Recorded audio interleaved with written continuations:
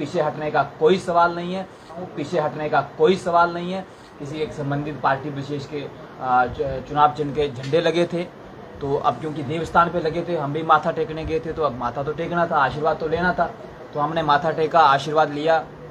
प्रसाद ग्रहण किया। तो इसी दौरान कुछ लोगों ने हमारे फोटो खींच लिए उन पोस्टर्स के साथ और उसको पूरी सोशल मीडिया पे वायरल कर दिया, इस न्यूज़ के साथ कि मैंने उस संबंधित पार्टी को ज्वाइन कर लिया है। मैं इन आरोपों का चाहता हूँ कि मैं पूरी ईमानदारी के साथ ये चुनाव लड़ रहा हूँ, जिसका कि मैं नामांकन भर चुका हूँ एज ए इंडिपेंडेंट कैंडिडेट। पीछे हटने का कोई सवाल नहीं है। बहुत सारी फेक न्यूज़ चल रही हैं कि क्या मैं कोई कंप्रोमाइज़ करूंगा, क्या मैं पीछे हट रहा हूं, तो ऐसा कुछ नहीं है। मैं पूरी तरह से इनका खंडन करता हूं। जब से जम्मू कश्मीर में चुनावों का ऐलान हुआ है, आप सब लगातार जो है वो ज़मीन से जुड़ी हुई खबरें दिखा रहे हैं। आज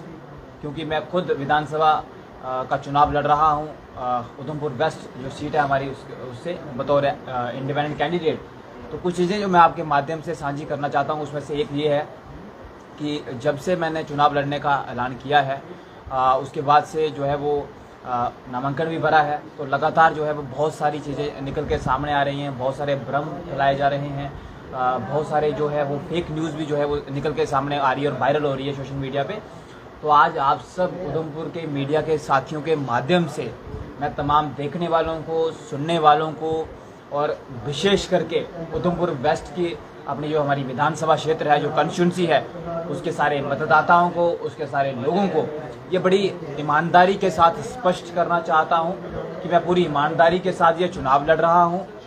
जिसका कि मैं नामांकन भर चुका हूं एज ए इंडिपेंडेंट कैंडिडेट।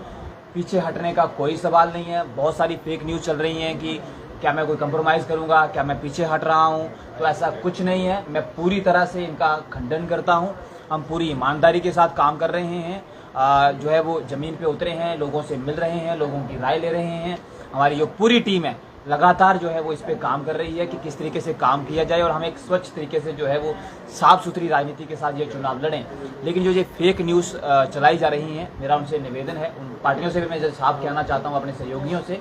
कि कृपया करके आप इशू बेस्ड पॉलिटिक्स कीजिए, मुद्दों पर राजनीति कीजिए। उससे डेफिनेटली लोगों का जो है वो भलाई भी होगी और लोगों को समझने में आसानी भी होगी कि उनको किसको क्या करना चाहिए, किसका समर्थन करना चाहिए, नहीं करना चाहिए। ये मतदाताओं का अपना एक व्यक्तिगत निर्णय रहता है। बट फेक न्यूज़ जो है उसको जो है वो एक चेक करना बड़ा ज़रूरी है। और मैं आप सब साथियों के माध्यम से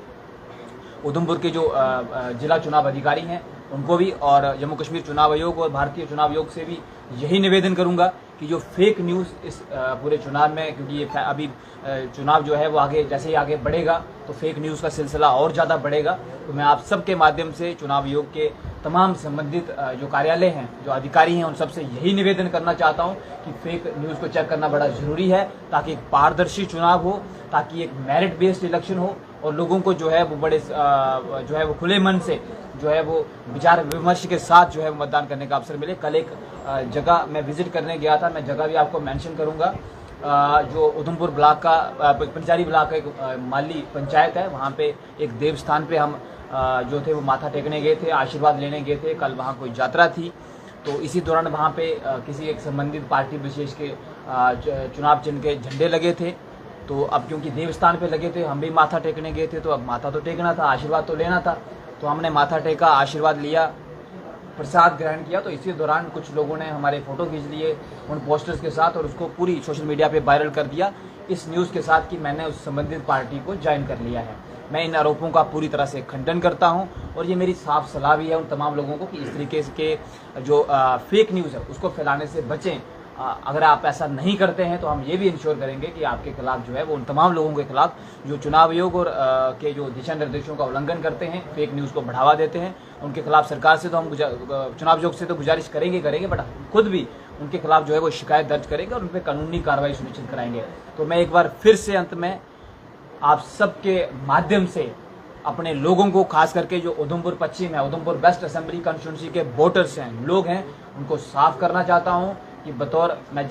जसवीर सिंह बतौर इंडिपेंडेंट कैंडिडेट उधमपुर वेस्ट से चुनाव लड़ रहा हूं। पीछे हटने का कोई सवाल नहीं है। जैसे जैसे चुनाव आगे बढ़ेगा वैसे वैसे बहुत सारे हथकंडे